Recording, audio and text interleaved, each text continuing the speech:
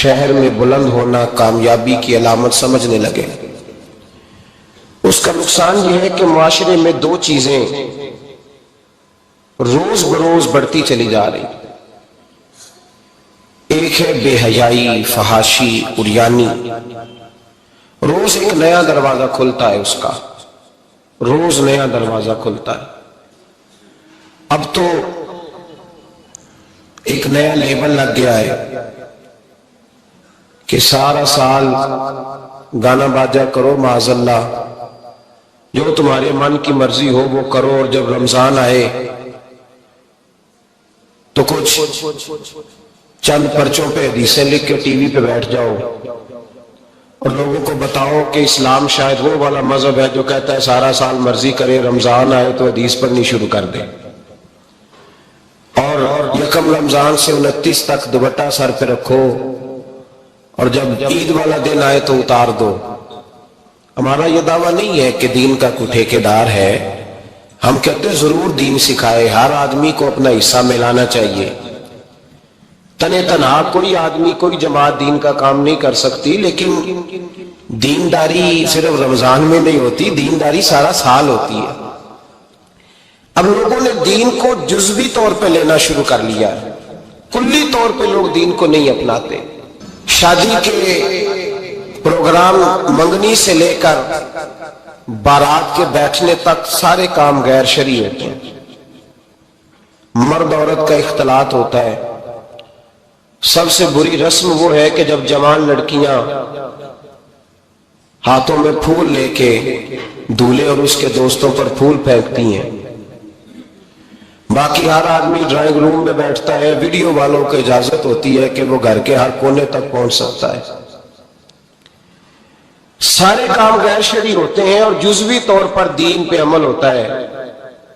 نکاح کا وقت آتا ہے تو کہتا ہے چپ کر جاؤ تھوڑی دیر کے لیے، بینڈ باجا بند کرو، ہم مسلمان ہو گئے۔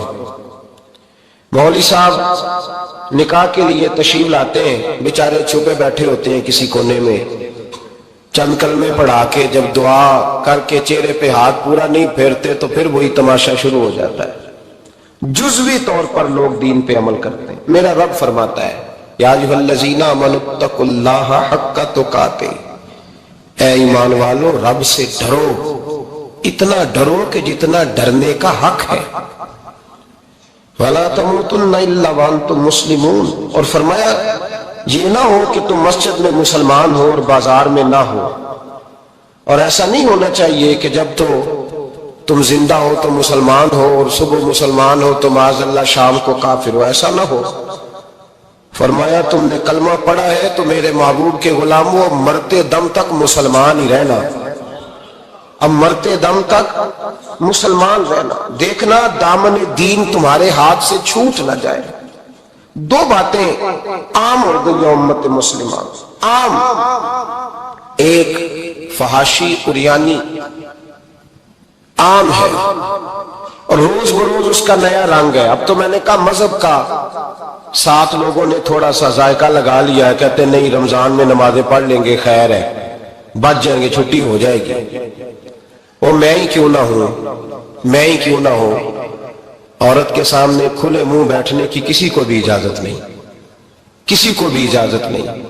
کسی نے حضرت سیدنا جنید بغدادی سے کہا تھا کہ اگر مرد عورت نیک ہوں تو پھر تو درس و تدریس ہو سکتی ہے نا، پھر تو پڑھا سکتے ہیں نا ایک دوسرے، نیک ہو، پرہیزگار ہو۔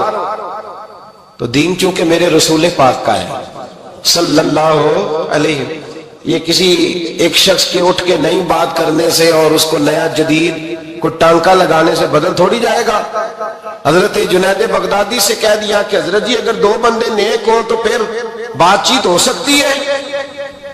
تو حضرت جنید بغدادی فرمانے لگے پڑھانے والے حسن بصری ہو اور پڑھانے والی رابعہ بصری ہو تو پھر بھی ان کو اجازت نہیں ہے، پھر بھی اجازت نہیں کہ بے پردہ ایک دوسرے کے سامنے بیٹھیں، پھر بھی ان کو اجازت، بے پردگی کی پھر بھی اجازت نہیں۔ اور میرے اعلیٰ حضرت امام اہل سنت فاضل و محدث بریلوی، دین کا اتنا بڑا سپاہی آپ کو ڈھونڈنے سے نہیں ملے گا جتنا اللہ نے بریلی میں بڑا پیدا فرمایا ہے۔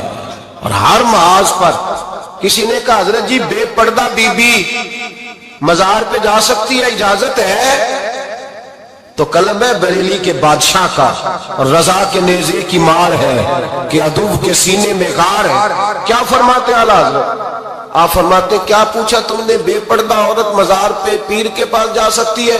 میں یہ نہ پوچھو، احمد رضا سے یہ پوچھو کہ جائے گی تو لعنتیں کتنی برسیں گی، یہ والا سوال پوچھو۔ عام ہے بے پردگی، عام، کھلے عام۔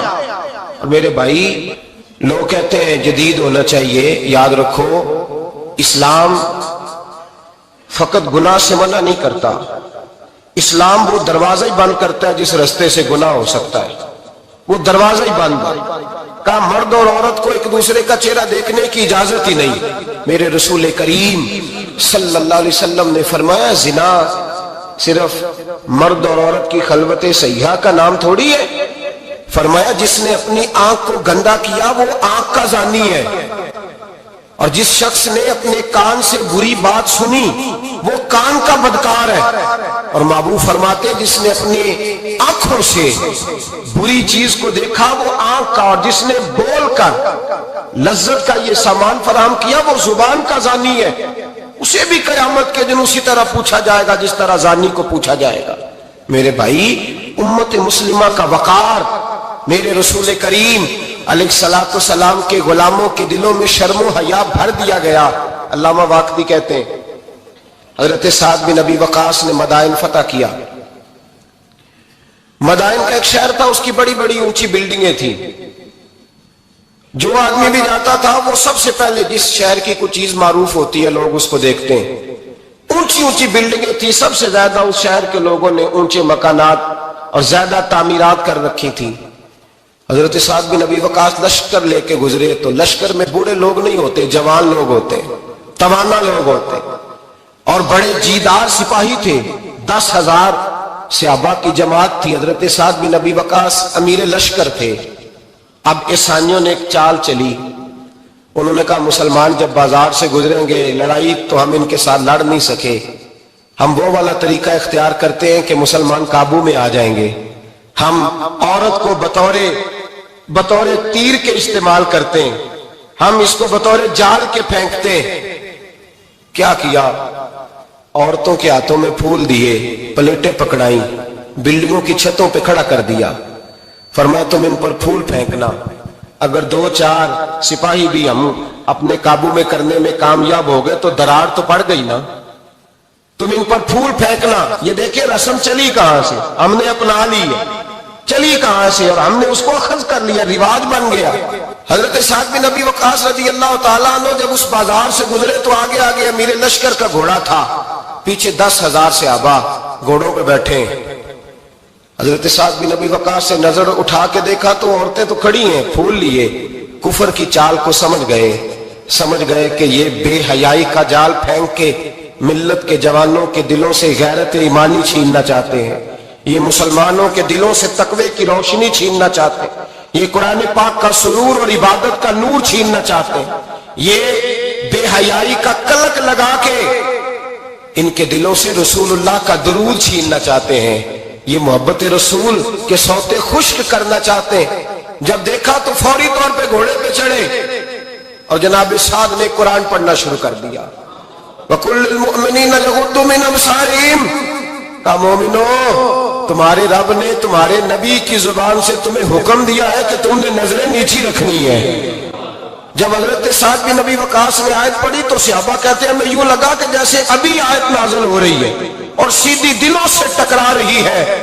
10,000 کا لشکر گزر گیا، عورتیں پھول پھینکتی رہیں، لیکن کسی ایک صحابی نے بھی نظر اٹھا کے نہیں دیکھا۔ جب لشکر گزرا تو ان بیویوں نے پلیٹیں پھینکی اور کہنے لگی عیسائیوں تم کتنے نالائق اور کس قدر بڑے تم بد تہذیب ہو کہ اپنی عورتیں استعمال کرتے ہو لوگوں کو قابو کرنے کے لیے، کس قدر تم زیادہ غیرت سے گرے ہوئے ہو، اور یہ کتنا اعلیٰ طبقہ ہے کہ ہم دادے توجہ دیتی رہی، انہوں نے پلٹ کے نہیں دیکھا، کہنے لگے تم جھوٹے ہو، اور جس رسول کے غلام اتنے اعلیٰ درجے کے پائے کے حیا والے ہیں وہ نبی کے نشان والا ہوگا۔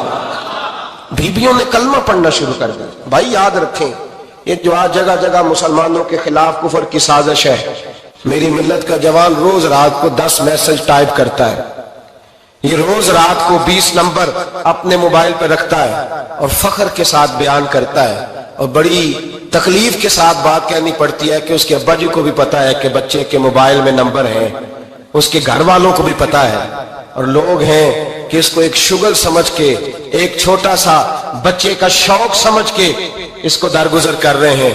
تجھے پتا نہیں کہ جب انسان کی یہ سوچ ہوتی ہے، جب اس کا یہ نظریہ ہوتا ہے تو ایمانی قوتیں کتنی زائل ہوتی ہیں۔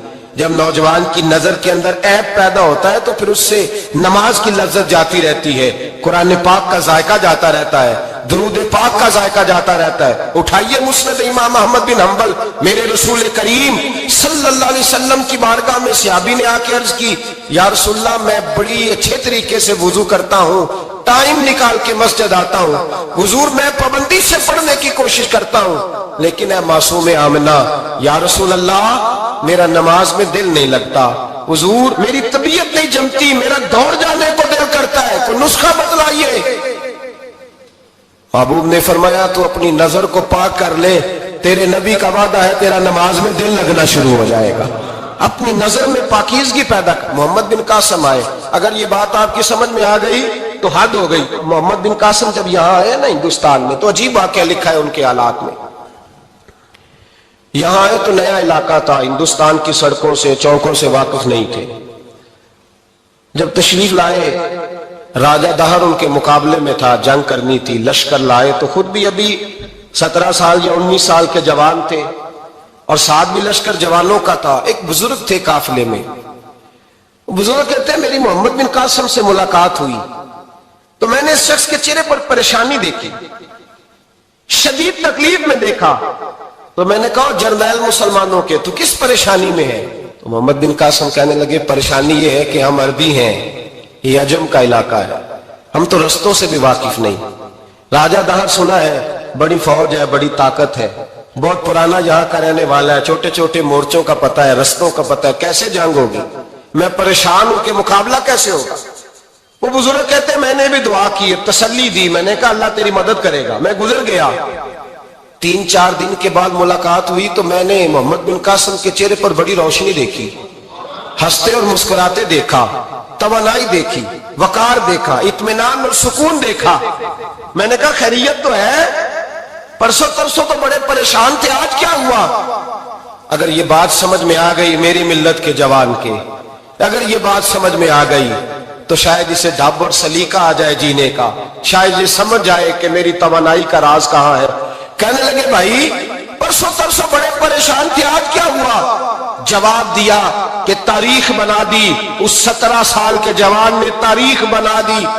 کہنے لگا میں بے فکر ہو گیا ہوں، راجہ دہر میرا مقابلہ نہیں کر سکتا، وہ 2 دن نہیں کھڑا ہو سکتا میرے سامنے۔ کا وجہ کیا ہے؟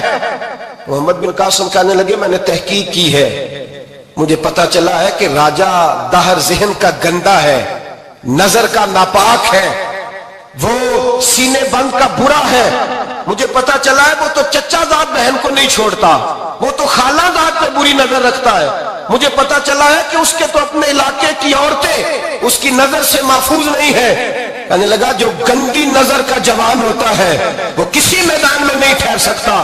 کہنے لگا میری 17 اور 19 سال کی جوانی ہے، مجھے قسم ہے گنبد خضرا کی، میں نے جب بھی دیکھا ہے یا مصطفیٰ کا درود دیکھا ہے یا رسول اللہ پہ نازل ہونے والا قرآن دیکھا ہے، میرا مقابلہ کیسے کرے گا؟ میرے مقابلے میں کیسے آئے گا؟ جو نظر کا گندا ہو، کردار کا ناپاک ہو، وہ کسی کے مقابلے میں آ سکتا؟ اور ملت کے جوان یاد رکھ، جب تک نظریں ناپاک ہوتی ہیں اس وقت تک وجود کمزور ہوتے ہیں، جب تک نظریں ناپاک ہوتی ہیں ارادوں میں دراڑیں ہوتی ہیں، جب نظریں ناپاک ہوتی ہیں پھر عقیدے متزلزل ہوتے ہیں، جب نظریں ناپاک ہوتی ہیں پھر انسان کوئی بھی مہم سر نہیں کر سکتا، اور جب نظر پاک ہوتی ہے۔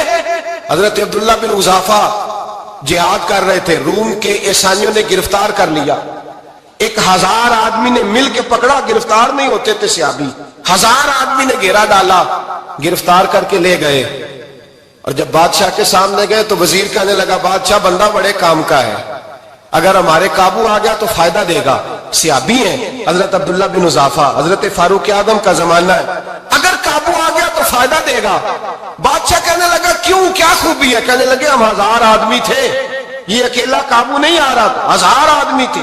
اگر ہماری فوج میں شامل ہو گیا تو بہت بڑا جرنیل ملے گا. بادشاہ کہنے لگا کوئی مسئلہ نہیں، 2-3 چیزیں ہوتی ہیں بندے کو خریدنے کے لیے، خرید لیتے ہیں. بادشاہ کہنے لگا عبداللہ جتنی دولت تجھے چاہیے میں تجھے دے دیتا ہوں، میرے لشکر میں آ جا، معاذ اللہ اسلام چھوڑ دے.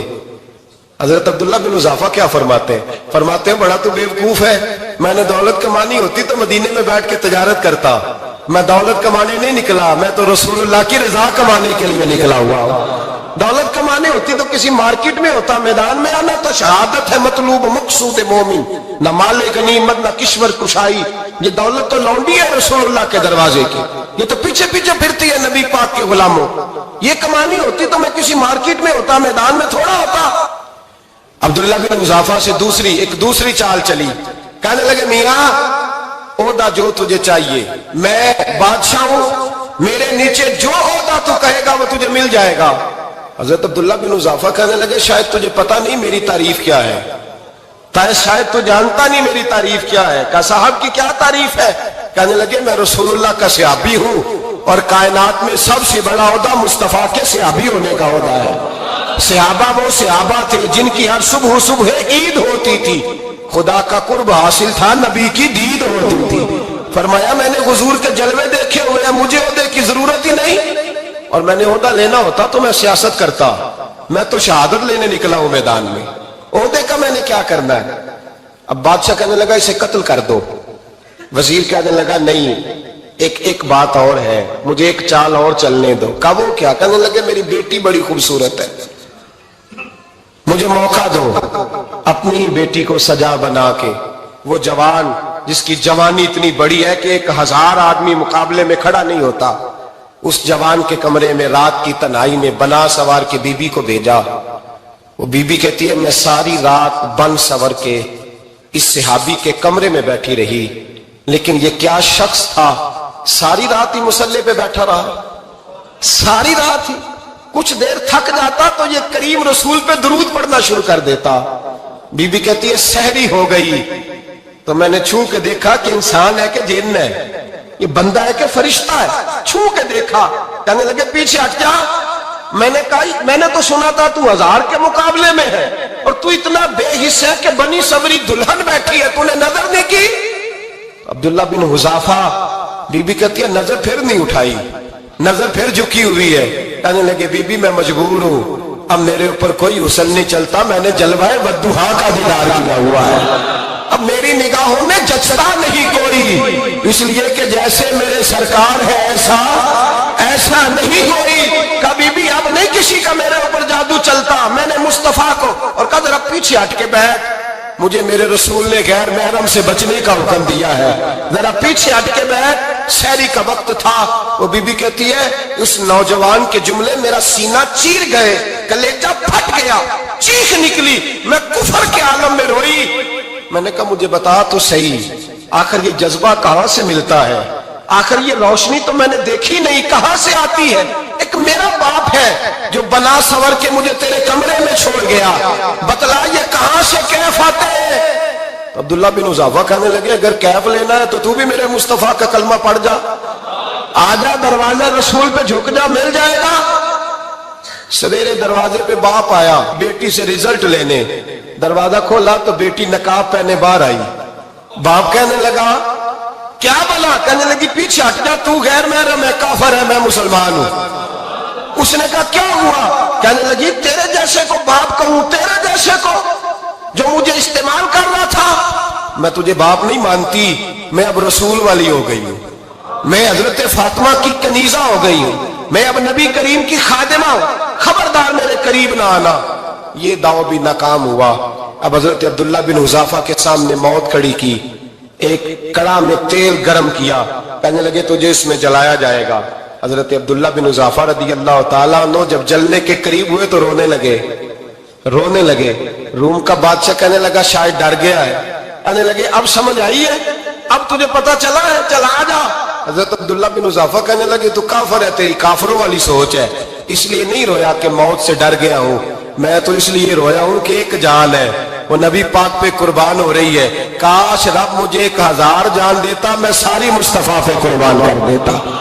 फाजिल बरेलवी फरमाते हैं, करो तेरे नाम पे जा फिदा, न बस एक जा दो जहां फिदा, और मेरा दो जहां से भी नहीं जी भरा, मैं करूं क्या कि करोड़ों जहां नहीं। और मियां साहब फरमाते हो, कच्चा रंग ललारी वाला जेड़ा चढ़दा लैंदा रहिंदा, ए इश्क तेरे दा रंग मुहम्मद चढ़ जाए फिर नहीं लैंदा, इश्क तेरे दा रंग मुहम्मद चढ़ जाए फिर ए नहीं लैंदा। मेरे भाई, वो रूम का बादशाह कहने लगा, दुनिया मैंने भी बड़ी देखी है, पर जैसे पाक साफ मुस्तफा के गुलाम देखे ऐसा मैंने कोई नहीं देखा। ओ भाइयों, नजर पाक हो, रूह पाक हो, मिजाज पाक हो, फिर इंसान बड़े बड़े काम करता, फिर वो मुहिम्मात को सर करता, फिर वो सिर्फ एक घर के लिए नहीं, वो मिल्लत के लिए फायदेमंद होता है, फिर वो घरानों को लेकर चलता है, फिर वो बड़े बड़े मुआशरे तश्कील देता है। मेरे रसूल करीम सल्लल्लाहु अलैहि वसल्लम ने पाक साफ ज़हन के लोग तैयार किए। हजरत मरसद फरमाते हैं, मैं एक औरत पे आशिक था, जब कलमा पढ़ा नबी पाक ने मेरी पुश्त पे हाथ फेरा, मैंने कहा हुजूर कोई नसीहत? नबी पाक ने फरमाया, नजर को पाक रखना।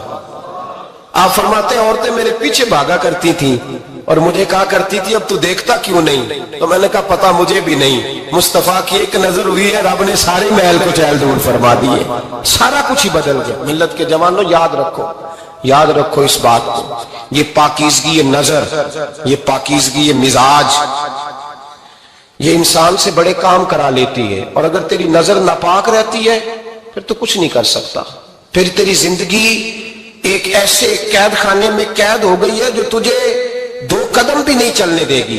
सबसे पहले मिजाज की पाकीज़गी, और दूसरा इस्लाह मुआशरा के लिए अहम दर्स ये है, अपने आप को पाक साफ रखें, ज़हनी तौर पर, नजरियाती तौर पर। और दूसरा दर्स ये है मेरे भाई, जुल्म और ज्यादती से बचें, पाक साफ रह के वक्त शुरू करें, और किसी जगह भी कोई ज्यादती, कोई जुल्म, मेरे नबी करीम सल्लल्लाहु अलैहि वसल्लम के मिजाज को अगर आप देखेंगे ना, हमारे माशरे में आज सबसे ज्यादा ज्यादती पता कौन सी होती है? लोग इज्जतें पामाल करते, बदगुमानियां करते। अबू जाल ये काम करता था कि वो नबी पाक सल्लल्लाहु अलैहि वसल्लम पर, सहाबा पर माअज़ल्लाह शख्सी एतराजात करता था, शख्सी। अजीजों, जब आदमी का किसी से इख्तलाफ होता है ना, या किसी को पसंद नहीं करता, या किसी को रिजेक्ट करना चाहता है, तो शख्सी एतराजात करता है, नीचे उतरता है, कमजोर बात करता है, छोटी बात करता है। और हमारे जमाने में तो ये काम हसद की वजह से होता है, बड़े बड़े जमातें टूट जाती हैं, मिल्लतों का शिराजा बिखर जाता है, लेकिन लोग अपनी उस हरकत से बाज नहीं आते, सारी जिंदगी जाती और निजी एतराजात करते रहे। अबू जाल के अंदर हजारों ऐब पाए जाते थे, शराबी भी था, बदकार भी था, बेहया भी था, जालिम भी था। मेरे नबी पाक सल्लल्लाहु अलैहि वसल्लम ने उसे दीन का पैगाम दिया है, लेकिन तारीख की किसी किताब में आपको यह नहीं मिलेगा कि हुजूर ने कभी उसकी शख्सियत पर एतराज किया हो। ये फरमाया है कि बड़ा फिरौन है उम्मत का, लेकिन नीचे उतरकर कभी उसकी जाती और शख्सी जिंदगी पर कोई ज्यादती सहाबा की तरफ से और नबी पाक की तरफ से। बहुत बड़ी बात समझा रहा हूं, अगर आपकी समझ में आए तो। हम जातियात पर उतरते, जात पर उतरकर ज्यादती करते, जात पर। हमारा अब जुल्म निजी सतह से शुरू हो रहा है और पूरी मिल्लत को लपेट में ले रहा है। पूरी मिल्लत, छोटी छोटी ज्यादती हैं जो पूरे मुआशरे को अपनी लपेट में लेती हैं। मेरे नबी करीम अलैहिस्सलाम ने जो दीन हमें दिया है वो खैर खाई का मजहब है, वो भला करने का मजहब है, वो काम आने का मजहब है, वो जुल्म से बचने का मजहब है। मेरे नबी पाक ने फरमाया, जुल्म से बच जाना, कयामत के अंधेरों में जो बड़ा अंधेरा होगा वो जुल्म होगा। इस्लाह मुआशरा कॉन्फ्रेंस का पहला सबक मैंने अर्ज किया कि नजर को, जहन को, सोच को पाक रखें, और दूसरा जिंदगी में कभी ज्यादती ना करें, कभी भी अपने मुखालिफ पर भी कभी शख्सी, जाती और निजी एतराजात ना करें। ये इंसान के अंदर का जुल्म होता है, हमारे घरों के अंदर से जुल्म जन्म लेने लगा है। रोज बहू पे तेल छिड़का जाता है, रोज किसी न किसी शहर से, अपने ही घर से, अपने ही चिराग को बंद करने की खबर निकलती है। सड़कों पे, चौकों पे, चौराहों में गरीब मसले जाते हैं, जिसके हाथ जहां तक पहुंचते हैं वो वहां तक माज़अल्लाह ज्यादती कर गुजरता है। अगर कौम जुल्म से बचने लगे, ज्यादती से बचने लगे, तकलीफ देने से बचने लगे तो माशरा संवर जाएगा। मेरे रसूल करीम अलैहिस्सलाम ने अपने गुलामों से पूछा था, बताओ मुफलिस कौन होता है? कौन है जिसके पास कुछ नहीं होता? صحابہ نے کہا یا رسول اللہ جس کے پاس پیسے نہ ہو، بخاری مسلم متفق علیہ حدیث ہے، نبی کریم نے فرمایا نا بھائی، مفلس تو وہ ہوگا جو قیامت کے دن احد پہاڑ کے برابر نیکیاں لے کے آئے گا۔ یا رسول اللہ اتنی نیکیاں پھر بھی مفلس ہے، پھر بھی غریب ہے؟ تو نبی پاک نے فرمایا نیکیاں پہاڑ کے برابر ہیں، پر اس نے چگلیاں بڑی کی ہیں، غیبتیں بڑی کی ہیں، مذاق بڑے اڑائے، اس نے لوگوں پر پھبتیاں بڑی کسی ہیں، تان و تشنی بڑے کیے، ظلم بڑے کیے، گالی بڑی کی، لوگوں کے بارے میں بری باتیں کی۔ اب رب کریم نے وہ ساری نیکیاں لوگوں میں بانٹ دی، مفلس ہو گیا، غریب ہو گیا۔ زیادتی نہیں کریں، ظلم نہ کریں، اپنی نجی زندگی سے لے کر گھر کے اندر سے لے کر اجتماعی زندگی تک زیادتی سے بچیں۔ میرے نبی کریم علیہ السلام نے اپنے غلاموں کو یہ درس دیا ہے، دیکھنا کبھی زیادتی نہ ہونے پائے، دیکھنا کہیں ظلم نہ ہونے پائے، دیکھنا کسی شخص کو تمہارے قول فعل سے، تمہارے مزاج سے تکلیف نہ پہنچے۔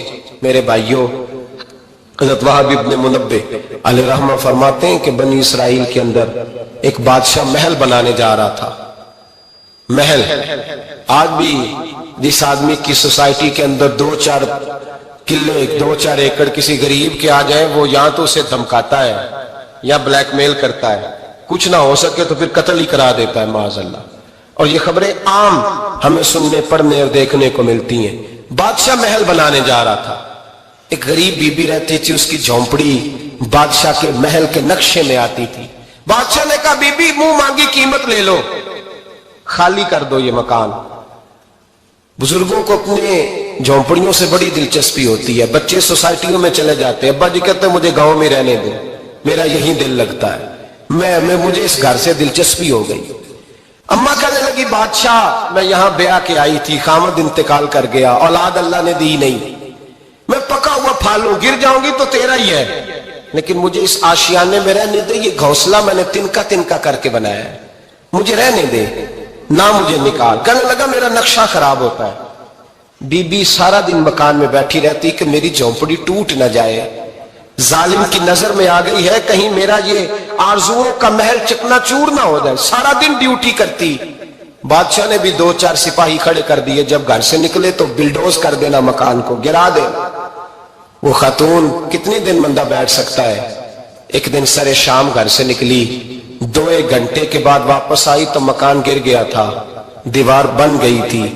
حضرت وہب ابن منبہ فرماتے ہیں بس اس نے دعا کی تو رب کریم نے وہ شہر سارا تباہ کر دیا۔ اس بی بی نے 2 جملے کہے تو الٹ پلٹ دیا وہ سارا شہر۔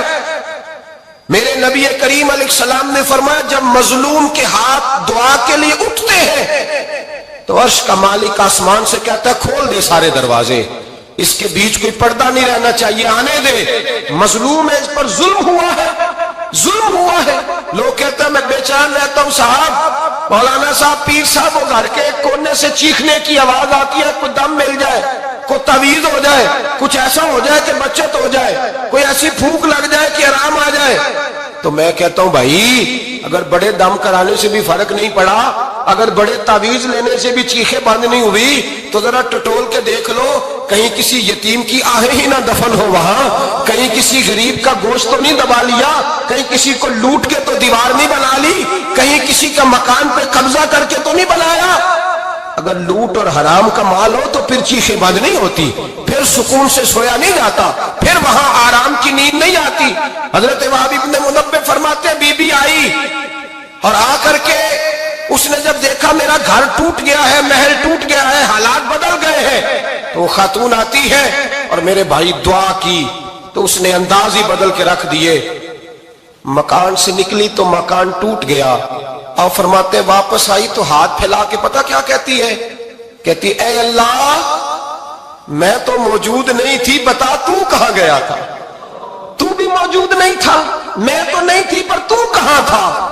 بس رب کریم نے حضرت جبریل کو حکم دیا، فرمایا یہ بستی الٹ دو، ساری تباہ کر دو، یہ لوگ نہیں رہنے چاہیے، جو ظلم تو سہتے ہیں بغاوت نہیں کرتے، نہیں رہنے چاہیے۔ صاحب طبقات کہتے ہیں میرے مصطفیٰ کریم سید عالم صلی اللہ علیہ وسلم کے وصال ظاہری کے ایام قریب آئے تو حضور نے سرخ پٹی باندھی، تیز بخار ہے نبی کریم کو، 2 صحابہ سہارا دے کے مسجد میں لائے، نبی پاک علیہ السلام کو بظاہر سہارا دے کے لایا گیا، کریم رسول نے لوگوں کو جمع کیا، حضور آج کیا ہونے والا ہے، آج کیا کہا جائے گا، آج کس لیے میٹنگ بلائی ہے؟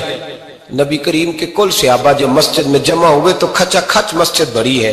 وصال ظاہری سے چند یوم پہلے کی بات، نبی پاک نے فرمایا آج تمہیں کوئی جہاد کی ترغیب نہیں دینی، آج کوئی نیا پیغام نہیں دینا، آج تمہیں بتانا ہے کہ رب نے اپنے بندے کو اختیار دیا ہے، چاہے تو دنیا میں رہے، چاہے تو اس کی بارگاہ میں حاضر ہو جائے۔ اس عبد نے بارگاہ ربوبیت کی طرف لوٹنے کا ارادہ کر لیا ہے۔ حضرت صدیق اکبر رونے لگے تو صحابہ نے کہا تمہیں کیا ہوا؟ کہنے لگے سمجھ نہیں رہے، کسی کی بات نہیں کر رہے، نبی پاک تو اپنی بات فرما رہے ہیں، اس نے جانے کا ارادہ کر لیا۔ سنیے میرے بھائی، محبوب پاک نے فرمایا بھائی کسی شخص کو میری طرف سے کوئی تکلیف پہنچی ہو تو بدلہ لے سکتا ہے، بدلہ لے سکتا ہے، کسی کو تکلیف پہنچی ہو۔ صحابہ پھوٹ کے رونے لگے، محبوبہ کرم ہی کرم ہوا ہے، رحمت ہی رحمت آئی، آپ کے بارے میں گمان کرنے والا بھی دائرہ ایمان سے نکل جائے گا۔ حضور آپ کیا فرما رہے ہیں؟ فرمایا نہیں بھائی اٹھو۔ پیچھے سے جناب عکاشہ بن محصن اٹھے، ہاتھ کانپتے ہیں آگے بڑھے، کہنے لگے یا رسول اللہ ایک جنگ کے موقع پر آپ نے درہ مارا تھا، ننگی پیٹھ پر صفیں سیدھی کراتے، بات دل میں رہ گئی ہے، میں نے بدلہ لینا ہے۔ نبی کریم نے فرمایا بلال دوڑ کے جاؤ، فاطمہ کے گھر درہ پڑا ہے، درہ لاؤ۔ سیدنا بلال حبشی کہتے میں گیا، دستک دی، سیدہ طیبہ طاہرہ حضرت فاطمہ فرمانے لگی بلال کیسے آئے ہو؟ اماں جی وہ درہ چاہیے تھا۔ سیدہ کو تشویش ہوئی، کہنے لگے بلال نہ تو جنگ پہ جانا ہے، نہ جہاد ہے، نہ کوئی ایسا موقع ہے، حضور کی تو طبیعت مبارک بظاہر بڑی علیل ہے، درہ کیا کریں گے؟ حضرت بلال عرض کرنے لگے اماں جی ایک سیاسی بدلہ لینے لگے ہیں، صاحب طبقات نے جملے لکھے ہیں، کہتے ہیں بی بی صاحبہ نے درہ بھی دیا اور امام حسن حسین کو بھی باہر نکالا۔ فرمانے لگی عکاشہ سے کہنا 100 درے مارے، ان دو شہزادوں کے جسم پر نبی پاک کے قریب نہ جائے، میں نے 2 بچے پیدا ہی اپنے محبوب پر قربان کرنے کے لیے کیے، ان کو لے جائے۔ حضرت بلال کہتے ہیں میں 2 شہزادے لے کے آیا، اور جب دروازے میں لے کے پہنچا تو نبی پاک نے دیکھا تو آنکھوں میں آنسو آ گئے۔ فرمایا ان کو بٹھا دو، مجھے پتا ہے فاطمہ نے کیا کہہ کے بھیجا ہے۔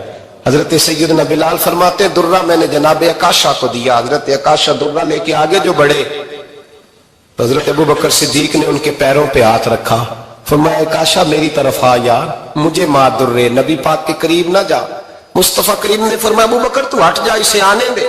فرماتے میں چند قدم آگے گیا تو مولا علی شیر خدا نے میرے پیر پہ ہاتھ رکھا، کہنے لگے عکاشہ سوچ تو صحیح تو کیا کر رہا ہے؟ حضور نے فرمایا علی ہٹ جاؤ، میرا اور ان کا معاملہ ہے۔ جناب عکاشہ آگے بڑھ رہے، نبی کریم نے فرمایا میں اپنی امت کو درس دینا چاہتا ہوں، خبردار خبردار زندگی میں تمہارے ہاتھ سے زبان سے کسی کو تکلیف نہ پہنچنے پائے، خبردار۔ یاد رکھنا وہ معاشرے بگڑ جاتے ہیں، وہ معاشرے تباہ کر دیے جاتے ہیں جہاں ظلم ہوتا ہے، جہاں زیادتی ہوتی ہے، جہاں لوگوں کو ستایا جاتا ہے۔ محبوب کریم کے قریب آئے حضرت عکاشہ کا، حضور میری پیٹھ ننگی تھی، آپ بھی ذرا کپڑا ہٹائیے۔ نبی کریم نے پیٹھ سے کپڑا ہٹایا، جناب عکاشہ نے درہ جو اٹھایا تو صحابہ کی چیخیں نکلی، حضرت عکاشہ نے درہ دور پھینکا، حضور کے بطن اطہر سے لپٹ گئے، چومنے لگے، کہنے لگے حضور وہ تو صفیں سیدھی کراتے لگ گیا تھا، آپ نے کہاں مارا تھا؟ یا رسول اللہ میں تو بہانہ بنا رہا تھا کہ جاتی دفعہ مجھے وجود چومنے کا موقع نصیب ہو جائے، مجھے یہ موقع نصیب ہو جائے۔ میرے حبیب نے فرمایا جس نے جنتی دیکھنا ہو میرے عکاشہ کی زیارت کر لے۔